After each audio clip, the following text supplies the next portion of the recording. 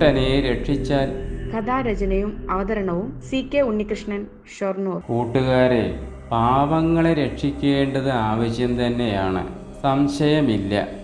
എന്നാൽ ഈ കഥയിൽ കാട്ടുപൂച്ചയെ രക്ഷിക്കാൻ ചെന്ന വെള്ളപ്രാവിന് എന്താണ് സംഭവിച്ചതെന്ന് കേട്ടു നോക്കൂ. കഥയുടെ പേര് ദുഷ്ടനെ രക്ഷിച്ചാൽ. ഒരു ദിവസം രാവിലെ വെള്ളപ്രാവ് ആകാശത്ത് പാട്ടും പാടി വട്ടമിട്ട് പറക്കുകയായിരുന്നു. അപ്പോഴാണ് താഴെ ഒരു കുറ്റിക്കാട്ടിൽ കഴുകനും കാട്ടുപൂച്ചയും തമ്മിൽ ഭയങ്കരമായ യുദ്ധം നടക്കുന്നത് കണ്ടത്.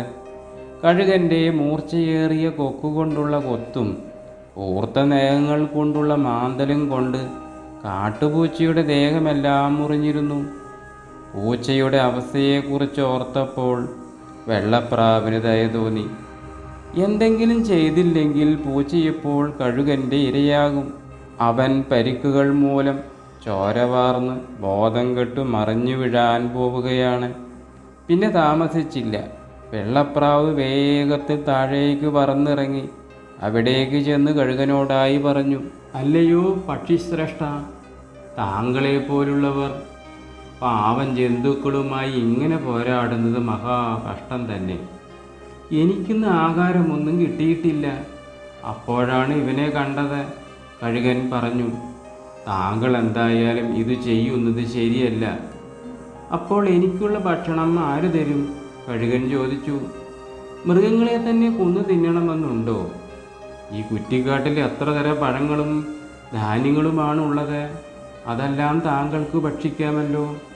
വെള്ളപ്രാവിൻ്റെ സൗമ്യത്തിലുള്ള വാക്കുകൾ കേട്ടപ്പോൾ തൻ്റെ പ്രവൃത്തി കുറച്ചുകൂടിപ്പോയി എന്ന് കഴുകന് തോന്നി.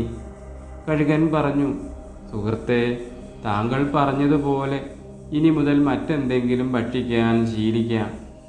ഇത്രയും പറഞ്ഞ് കഴുകൻ ശക്തിയേറിയ ചിറകടിച്ച് അവിടെ നിന്നും പറന്നു പൊങ്ങി. ഇതിനിടയിൽ മയങ്ങിക്കിടന്നിരുന്ന കാട്ടുപൂച്ച കഴുകൻ്റെ ചിറകടി ശബ്ദം കേട്ട് കണ്ണു തുറന്നപ്പോൾ മുന്നിൽ സുന്ദരനായ വെള്ളപ്രാവ് നിൽക്കുന്നു. അവന് വളരെ സന്തോഷമായി. പിന്നെ നേരം കളഞ്ഞില്ല. അവൻ സർവശക്തിയും എടുത്ത് വെള്ളപ്രാവിനെ പിടിക്കാൻ ഒറ്റച്ചാട്ടം. ഭാഗ്യം, അപ്പോഴേക്കും വെള്ളപ്രാവ് പറന്നുയർന്നു. ഇല്ലെങ്കിൽ ആ ദുഷ്ടനായ കാട്ടുപൂച്ചയുടെ വായിൽ അകപ്പെടുമായിരുന്നു. ഇതെല്ലാം കണ്ട് വയസ്സനായ ചെല്ലങ്കാക്ക അടുത്തുള്ള മാവിൻ കൊമ്പിൽ ഇരിക്കുന്നുണ്ടായിരുന്നു. അവൻ മനസ്സിൽ പറഞ്ഞു, ദുഷ്ടനെ സഹായിക്കാൻ പോകുന്നത് ശ്രദ്ധിച്ച് വേണമെന്ന് അമ്മ ഇടയ്ക്കിടയ്ക്ക് ഉപദേശിക്കാറുള്ളത് ഇതൊക്കെ കണ്ടിട്ടാകണം. എങ്ങനെയുണ്ട് കൂട്ടുകാരെ കഥ? ഇഷ്ടപ്പെട്ടാൽ എല്ലാവർക്കും എത്തിക്കുമല്ലോ.